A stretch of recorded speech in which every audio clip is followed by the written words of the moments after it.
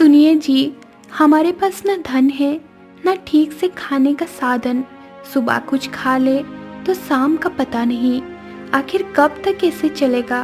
मेरी मानिए तो विदेश जाकर पैसे कमाने की कोशिश कीजिए, हमारे बच्चों का भविष्य इस तरह नहीं बनेगा।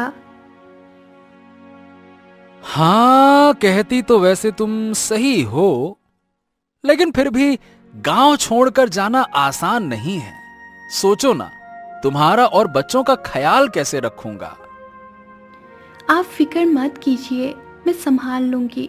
आप सिर्फ अपने परिवार के लिए ये कदम उठाइए। पत्नी की बात मानकर झरिया पैसे कमाने के लिए निकल पड़ा।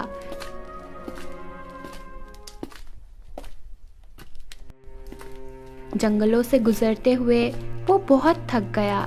चलते चलते उसे एक पीपल का बड़ा छायादार पेड़ दिखाई दिया। उसने सोचा, अरे चलो यहाँ थोड़ी देर आराम कर लिया जाए। अरे काफी समय से चल चल के थक गया हूं और अभी सफर तो काफी लंबा है। हो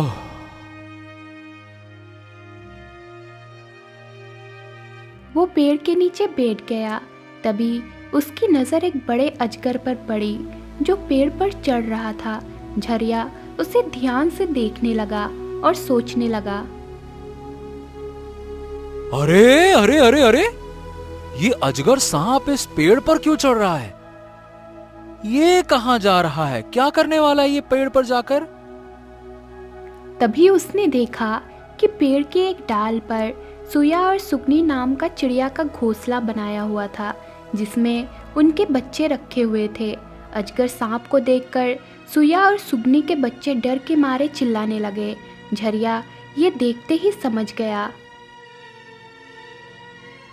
ओ हो, इसका मतलब ये दुष्ट अजगर इन बच्चों को खाने के लिए आया है। झरिया सोचने लगा, मेरे रहते हुए अगर अजगर इन बच्चों को खा गया तो फिर मुझे तो इसका पाप लगेगा ना। अरे बच्चे तो बच्चे ही होते हैं, चाहे वो मनुष्य के हों या पक्षी के। हाँ, उनकी रक्षा करना मेरा कर्तव्य है। उधर जब अजगर बच्चों के नजदीक पहुंच गया तो झरिया झट से उठा और एक पत्थर मारकर उसे भगा दिया। अजगर वहां से भाग गया। झरिया ने राहत की सांस ली और वापस पीपल के पेड़ के नीचे आकर लेट गया। थोड़ी ही देर बाद सुया और सुगनी घोंसले में अपने बच्चों के पास वापस आ गए। बच्चों ने अपने माता पिता को सारी घटना के बारे में बताते हुए कहा, माँ पापा, आज इस पेड़ के नीचे जो मनुष्य लेटा है उसने ही हमारी जान बचाई है। हमें खाने के लिए एक भयंकर अजगर आया था। इस आदमी ने उस भयंकर अजगर को भगा दिया और हमारे प्राण बचाए। अगर ये मनुष्य उस वक्त यहाँ पर ना होता तो हम जीवित नहीं होते। अब इसका हम पर बहुत ही एहसान हो चुका है। अपने बच्चों के मुंह से उस मुसाफिर की प्रशंसा सुनकर सुया और सुगनी बहुत ही खुश हुए। तब वो पक्षी उस गरीब झरिया के पास पहुंचे और कहने लगे, ए मनुष्य, आज तुमने हमारे बच्चे की जान बचाई है और हमें अपनी ऋणी बना लिया है। हमें बताओ, तुम कौन हो और कहाँ जा रहे हो? अरे मैं गरीब मनुष्य हूँ और पैसा कमाने के लिए विदेश जा रहा था। अब यात्रा से थका हारा चलते चलते थक गया था तो इस वृक्ष के नीचे आराम करने लगा तो मेरी नजर उस अजगर पर पड़ गई जो कि तुम्हारे बच्चों को खाने ही वाला था। मैंने तुरंत उसको मारकर तुम्हारे बच्चों की रक्षा कर ली। कुछ भी कहो, बच्चे बच्चे होते हैं। भाई तुमने हम पर बहुत बड़ा उपकार किया है। इस संसार में सबसे बड़ी खुशी पुत्रों की होती है, पुत्रों की। अरे पुत्रों से अधिक प्रिय तो कोई भी किसी को नहीं होता। अब आप भी तो धन कमाने के लिए विदेश अपने पुत्रों के लिए ही तो जा रहे हैं ना। अब आपने हमारे पुत्रों की जान बचाई है तो हम भी आपके पुत्रों की भूख मिटाना चाहते हैं। हम दोनों सुया और सुगनी कोई साधारण चिड़िया नहीं है। हम हमेशा कीमती हीरा खाते हैं और हमने सुना है कि हीरा मनुष्य के लिए बहुत ही मूल्यवान होता है। हम तुम्हें कुछ हीरा देंगे, तुम उन हीरों को बाजार में बेचकर कुछ खाने पीने का सामान ले आओ और आज से तुम यहीं पर रहकर हमारे बच्चों की रक्षा करना। हम रोज इसी तरह से कीमती हीरे लाकर तुम्हें देते रहेंगे।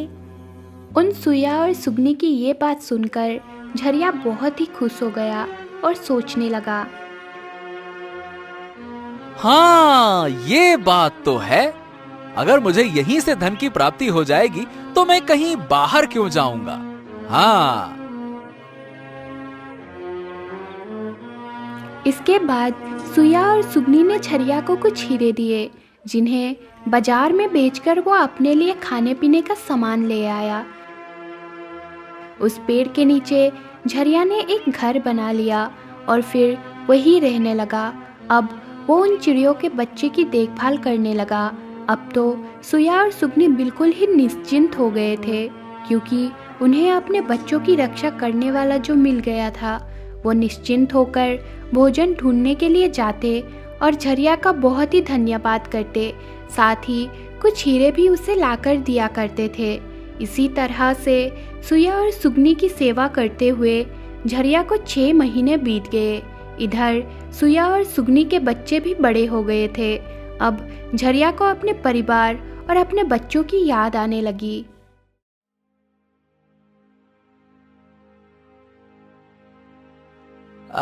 मैं क्या कह रहा हूं कि मैं घर जाकर अपने परिवार से मिलना चाहता हूं। पता नहीं मेरी पत्नी और पुत्र कैसे होंगे। भाई, अब तुम निश्चिंत होकर अपने घर जाओ और अपने पुत्रों के साथ रहो। अब हमारे पुत्र भी बड़े हो गए हैं और उड़ने के काबिल हो गए हैं। अब इन्हें किसी तरह का कोई भय नहीं है। तुम अपनी पत्नी और पुत्रों को देखो। आखिर तुम्हें भी तो अपने पुत्रों का ध्यान रखना है ना। अगर कभी तुम्हें हमसे मिलने का मन करे तो इस जगह पर आ जाना, ठीक है ना? इतना कहकर सुया और सुगनी ने गरीब झरिया को ढेर सारे हीरे लाकर दिए। झरिया ने वो बेशकीमती हीरे एक पोटली में बांध लिए और अपने घर पहुंच गया। जब उसने वो हीरे अपनी पत्नी को दिखाए तो उसकी पत्नी बहुत ही खुश हुई और कहने लगी, पतिदेव, ये कीमती हीरे अब कहाँ से लेकर आए हैं? अरे भाग्यवान। अरे पिछले 6 महीने से मैं एक सुया और सुगनी पक्षी की सेवा कर रहा था। उन्होंने ही मुझे ये कीमती हीरे दिए हैं। इन अनमोल हीरों को बेचकर हम अपने लिए एक बड़ा सा मकान बनवाएंगे। और अपने पुत्रों के लिए अच्छे वस्त्र खरीदेंगे, अच्छा साजो सामान, खाना, गहना, हर चीज, और तुम्हारे लिए नए नए गहने बनवाऊंगा। क्यों भाग्यवान है? इसके बाद झरिया ने उन सारे हीरो को बाजार में बेच दिया और अपने घर के लिए ढेर सारा ज़रूरी सामान लेकर आया। उसने अपने लिए एक नया मकान भी बनवा लिया। अब वो लोग आराम और सुख की ज़िंदगी बिताने लगे।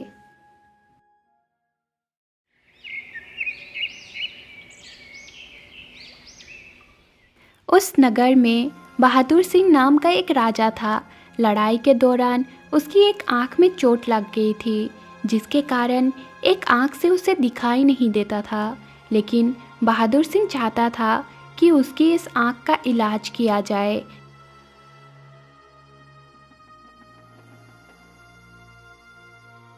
महाराज महाराज महाराज की जय हो। महाराज, मैं आपकी आंख ठीक कर सकता हूँ। अगर एक सुया पक्षी के बच्चे का मांस मिल जाए तो मैं एक ऐसी दवा बना सकता हूँ जिसे खाकर आपकी आंख ठीक हो जाएगी। बाकी आप जैसा कहें महाराज। ठीक है।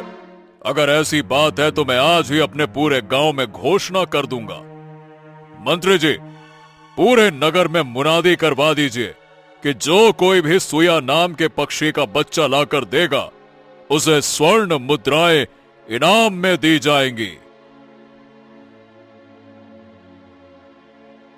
और फिर हकीम की बात सुनकर राजा बहादुर सिंह ने हकीम द्वारा दी गई आदेश को अपने नगर में घोषणा करवा दी।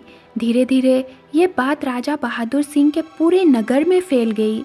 सभी लोग सुइया चिड़िया की तलाश में इधर उधर लग गए, लेकिन किसी को भी सुइया नहीं मिल रहा था।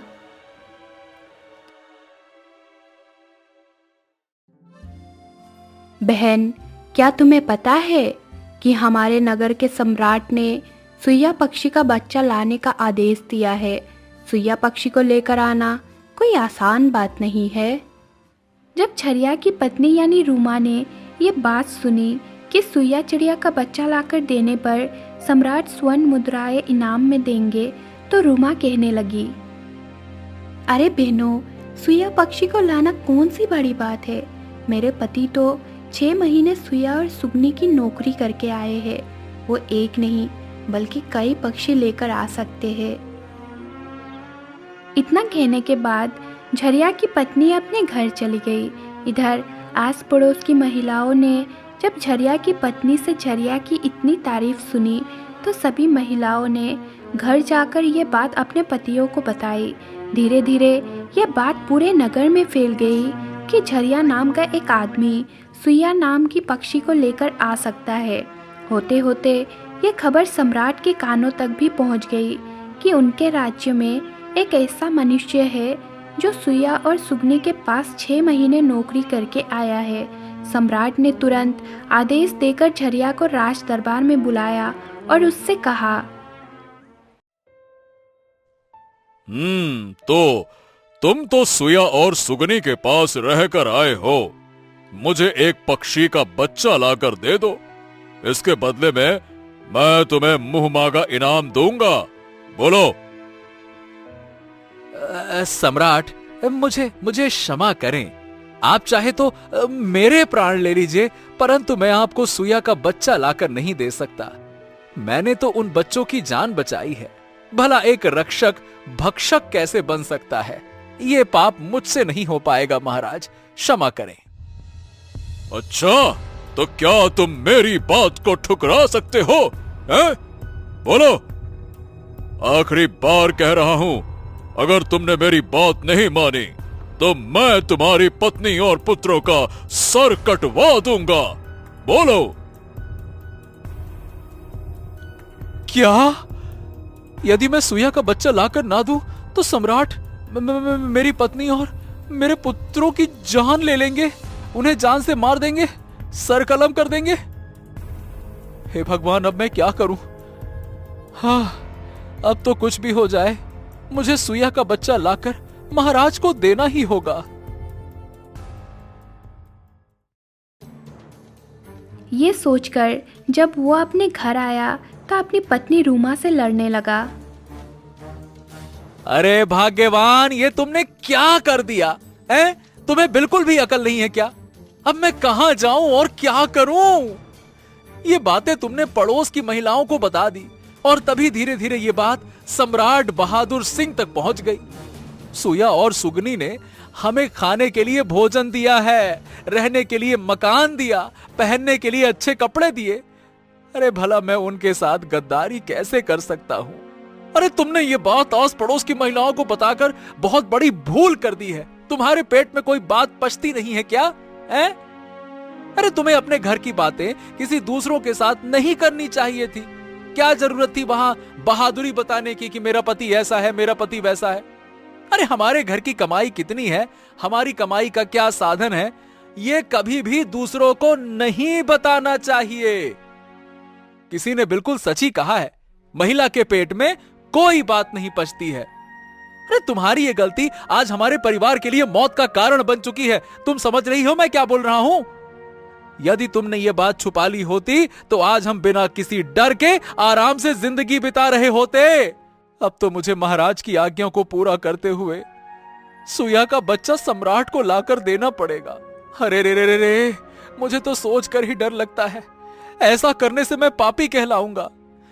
अरे जिन बच्चों को मैंने इतने दिनों तक देखभाल की, जिनकी रक्षा की, जिनको पाला पोसा, जिन्हें मरने से बचाया, अब मैं किस तरह से उन्हें मौत के मुंह में डाल सकता हूं? क्या करूं भगवान, क्या करूं? ए जी, अब जो भी हो, तुम्हें अपने बच्चों की जिंदगी बचाने के लिए ये पाप तो करना ही पड़ेगा। बेचारा लाचार झरिया जंगल की तरफ चल पड़ा, जहां वो उन चिड़ियों की बच्चों की देखभाल किया करता था। उधर झरिया को अपने घोंसले के नजदीक आते देखकर सुया और सुगनी के बच्चे बहुत ही खुश होने लगे। तब सुया और सुगनी ने अपने बच्चों से कहा, तुम इतने खुश क्यों हो रहे हो? वो तुम में से किसी एक को लेने के लिए आ रहा है। तुम में से कौन है जो आज उसके साथ जाकर उसके बच्चों की जान बचाएगा? लेकिन एक बात याद रखना कि तुम में से जो भी उसके साथ जाएगा वो कभी लौटकर नहीं आएगा। वो नगर के महाराज का भोजन बन जाएगा। आप ऐसा क्यों कह रहे हैं? यहाँ का जो महाराज है, उसकी आंख का इलाज करवाने के लिए हकीम ने उसे सलाह दी है कि उसे सुइया का बच्चा का मांस खाना चाहिए। इसीलिए वो तुम दोनों में से किसी एक को लेने के लिए आ रहा है। तुम में से कोई एक अगर उसके साथ जाना चाहता है तो वो जा सकता है। माँ पापा, उस मनुष्य ने ही तो हमारी जान बचाई है। अगर आज खुद उस मनुष्य पर बड़ी मुसीबत है तो ऐसे समय में हमें भी उसकी सहायता करनी चाहिए, चाहे हमारी जान ही क्यों ना चली जाए। जब झरिया उस पेड़ के नीचे पहुंचा तो उसने सुया और सुगनी को अपना दुख बताया। पक्षी झरिया से कहने लगे, भाई तुम चिंता मत करो, हमारे बच्चे तुम्हारे साथ जाने को तैयार हैं। तुम इनमें से किसी एक को अपने साथ ले जा सकते हो।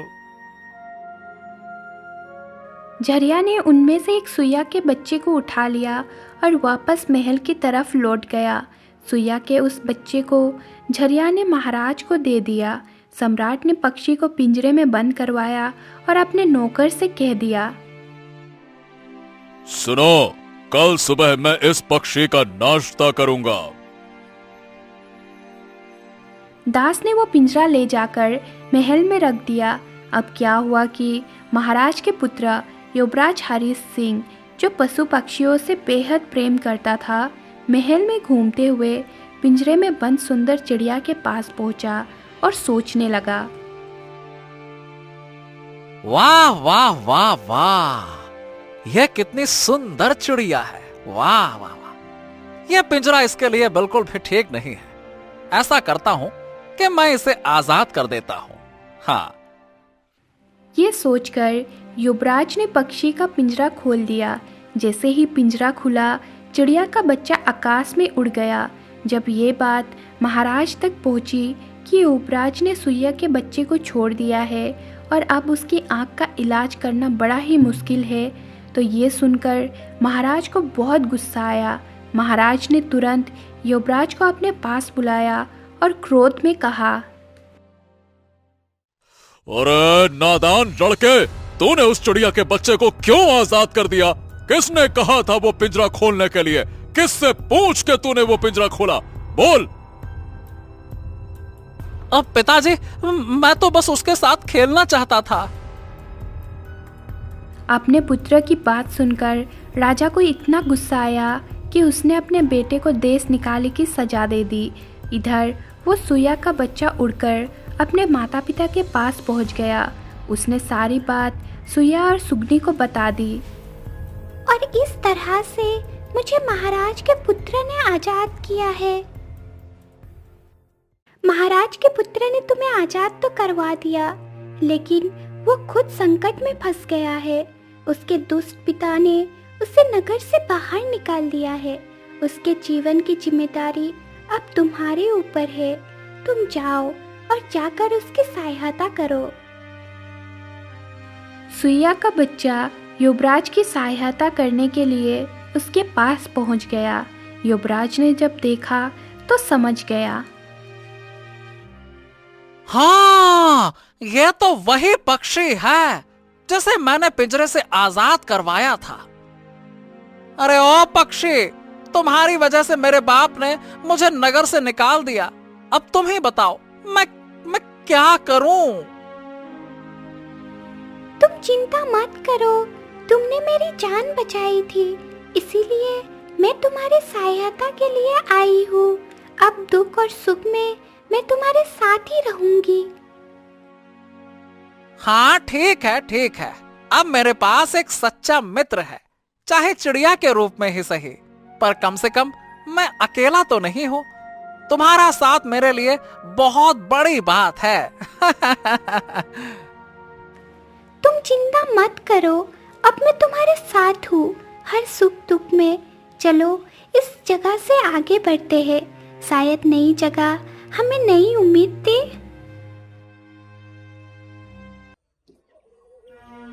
युवराज और चिड़िया चलते चलते एक सुंदर बाग में पहुंचे। बाग हरा भरा पेड़ों, सुगंधित फूलों और शांत वातावरण से भरा हुआ था। आ हा हा हा हा हा, वाह वाह वाह वाह वाह वाह, यह जगह कितनी खूबसूरत है। हाँ, मुझे लगता है कि यहाँ थोड़ा रुक जाना चाहिए, शायद हमारे लिए सुकून भरी जगह हो। हाँ, ये जगह वाकई खास लग रही है। चलो थोड़ी देर आराम करते हैं। दोनों बाग में एक बड़े पेड़ के नीचे बैठ गए। तभी दूर से हंसी टिटोली की आवाज सुनाई देने लगी। युवराज ने चौंक कर देखा तो राजकुमारी सीमा अपने सहेलियों के साथ बगीचे में घूमने आई थी। युवराज देखो, शायद वो इस नगर की राजकुमारी है। वो कितनी सुंदर है ना? अरे वाह, इतनी सुंदर लड़की! लगता है ये कोई साधारण स्त्री नहीं है। मैं क्या करूं? हाँ, मुझे कहीं छुप जाना चाहिए। हाँ। युवराज जल्दी से पेड़ के पीछे छुप गया। उधर चिड़िया उत्सुकता वश उड़कर राजकुमारी के पास चली गई। अरे वाह, ये कितनी प्यारी और सुंदर चिड़िया है। इसका तो रंग भी बाकी पक्षियों से अलग है। इसे पकड़ना चाहिए, शायद ये मेरे साथ खेलना चाहे।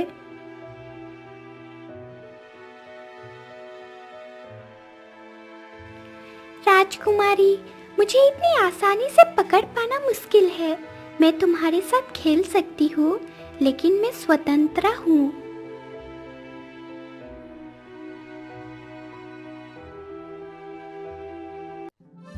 हाँ, यही तो दुनिया की सबसे सुंदर लड़की है। अरे उसकी हर मुस्कान, उसकी आंखें, उसकी हंसी, आए हाय हाय, उसका शर्माना, आए हाय हाय हाय हाय हाय, जैसे सब कुछ मेरे दिल में बसता जा रहा है। अरे इस तरह तो मैंने पहले कभी महसूस नहीं किया। हाँ, क्या यही प्रेम है? हाँ हाँ हाँ, हाँ, शायद मैं उससे प्रेम करने लगा हूँ। हाँ हाँ हाँ, मुझे प्रेम हो गया है, मुझे प्रेम हो गया है, मुझे। लेकिन वो राजकुमारी है और मैं एक निर्वासित राजकुमार। थोड़ी देर बाद राजकुमारी अपनी सहेलियों के साथ महल लौटने लगी।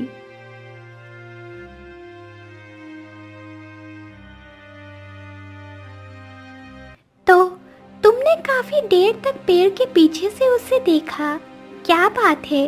तुम्हारा चेहरा कुछ और ही कहानी कह रहा है। कुछ खास नहीं, पर लगता है मेरा दिल इस बाग में ही रह गया है। मैं समझ गई, तुम तो राजकुमारी सीमा पर मोहित हो गए हो। सही कहूँ, वो वाकई बहुत सुंदर है, लेकिन अब आगे क्या? सोच लो, उसका दिल जितना आसान नहीं होगा। मैं नहीं जानता कि अब आगे क्या होगा, पर हाँ, मैं इतना जानता हूँ कि मेरा दिल अब उसी का है। मित्रा, तुम चिंता मत करो, मैं अवश्य राजकुमारी से मिलूंगी और तुम्हारी सहायता करूंगी। इतना कहकर वो चिड़िया उड़कर राजकुमारी के महल के नज़दीक से गुजरने लगा। वापस आकर उसने युवराज से कहा, मित्रा, राजकुमारी के महल में तो बहुत ही कड़ा पहरा है, इसीलिए उससे मिलना बहुत ही कठिन है। लेकिन आज रात को मैं उसके कमरे में अवश्य जाऊंगी। तुम मुझे अपना रुमाल दे दो।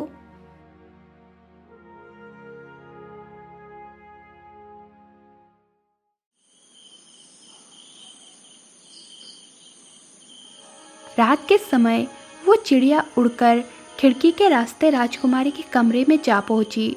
उसने युवराज का दिया हुआ रुमाल वहां पर रख दिया और वापसी में राजकुमारी की चुन्नी लेकर वहां से उड़ गई।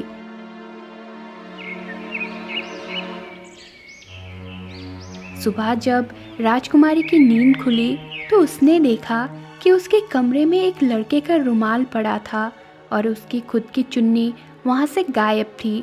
यह देखकर वो सोचने लगी, ये क्या, मेरी चुन्नी गायब है और उसकी जगह एक लड़के का रुमाल है। अवश्य ही रात में मेरे कमरे में कोई लड़का आया था। उसने तुरंत अपने सैनिकों को बुलाया और क्रोधित होकर कहने लगी, क्या तुम लोग इसी तरह से पहरा देते हो कि रात के समय कोई लड़का मेरे कमरे में आ गया?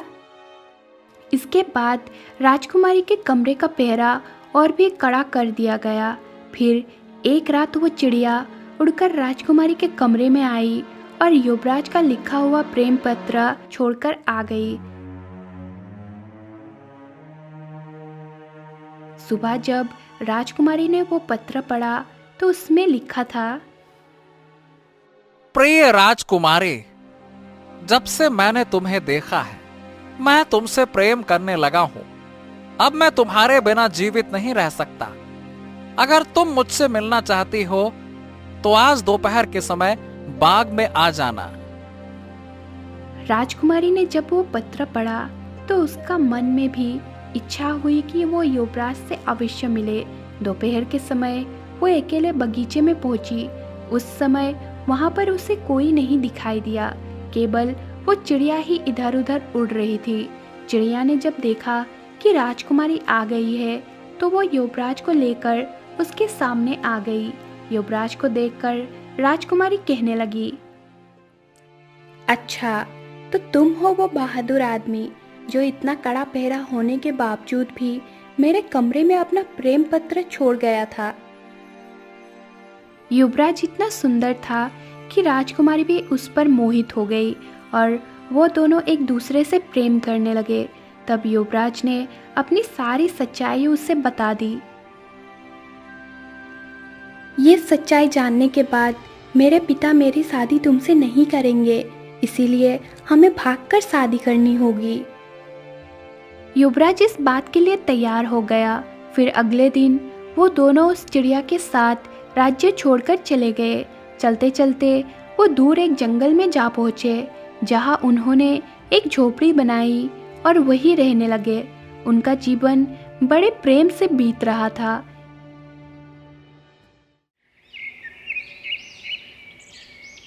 एक दिन उनकी झोपड़ी में आग लग गई।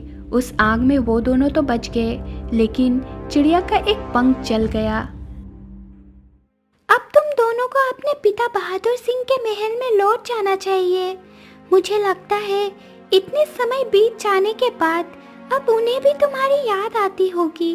तुम्हारी शादी के बारे में जानकर वो अवश्य ही तुम्हें माफ कर देंगे, लेकिन मैं अभी तुम्हारे साथ नहीं आ सकती क्योंकि मेरा एक पंख जल गया है।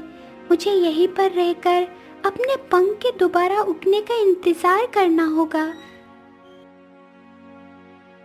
चिड़िया की बात मानकर वो दोनों जंगल से निकल गए। आगे बढ़ने पर रास्ते में एक नदी थी। दोनों नाव पर सवार होकर नदी पार करने लगे, लेकिन अचानक नाव के पलट जाने से वो दोनों पानी में गिर गए। पानी में बहते बहते वो दोनों दूर निकल गए। राजकुमारी पानी के बहाव में नगर के एक किनारे पर जा पहुंची, जहां पर कुछ सिपाही उसे बेहोशी की हालत में उठाकर महल में ले आए। उस नगर के सम्राट ने जब राजकुमारी को देखा तो उसकी सुंदरता पर वो मोहित हो गया। राजकुमारी के होश में आने पर वो राजकुमारी से कहने लगा, प्रिय, मैं तुमसे शादी करना चाहता हूँ। राजकुमारी बहुत ही बुद्धिमान थी। उसने सोचा, अगर इस समय मैं महाराज को साफ इनकार कर दूं, तो ये मेरे साथ जबरदस्ती करेगा। सम्राट, मुझे सोचने के लिए कुछ समय दीजिए, मैं आपसे विवाह जरूर करूंगी। महाराज इस बात के लिए तैयार हो गया। अब राजकुमारी उसी महल में रहने लगी और वो गरीबों को भोजन करवाने लगी। दूसरी तरफ युवराज बहता हुआ उसी नगर के दूसरे किनारे पर जा निकला। भटकते भटकते वो महल में जा पहुंचा, जहां राजकुमारी गरीब लोगों को भोजन करवा रही थी। राजकुमार को देखते ही राजकुमारी ने उसे पहचान लिया और एकांत में अपने साथ ले गई। प्रिय युवराज, हमें यहाँ से निकलने का कोई रास्ता ढूंढना होगा। तुम मेरी मानो तो अपना भेष बदलकर इसी महाराज के यहाँ कोई काम कर लो। जिस दिन हमें मौका मिलेगा हम यहाँ से भाग जाएंगे। युवराज ने ऐसा ही किया। भेष बदलकर वो राजा के यहाँ नौकरी करने लगा।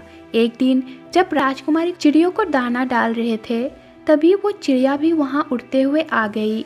उसका पंख अब ठीक हो चुका था।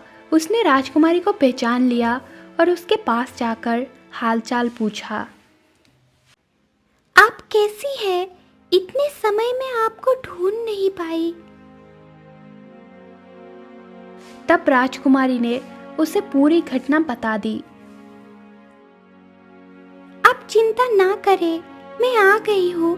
मैं आप दोनों को यहाँ से निकलने में सहायता करूँगी। राजकुमारी, आप ऐसा कीजिए कि महल के पहरेदारों को स्वयं अपने हाथों से भोजन तैयार करके खिलाइए। जब वो लोग गहरी नींद में सो जाएंगे, तब मैं उड़कर आपके कमरे में आऊंगी और आपको सूचना दूंगी। इस मौके का फायदा उठाकर हम सभी यहाँ से भाग जाएंगे। इस योजना के अनुसार सारा काम किया गया। युवराज, राजकुमारी और वो चिड़िया उस महल से भाग गए। नगर की सीमा से बाहर आने के बाद चिड़िया ने युवराज से कहा, युवराज, अब तुम राजकुमारी के साथ अपने पिता के राज्य में वापस लौट जाओ। मुझे पक्का विश्वास है कि वो आप दोनों को स्वीकार कर लेंगे।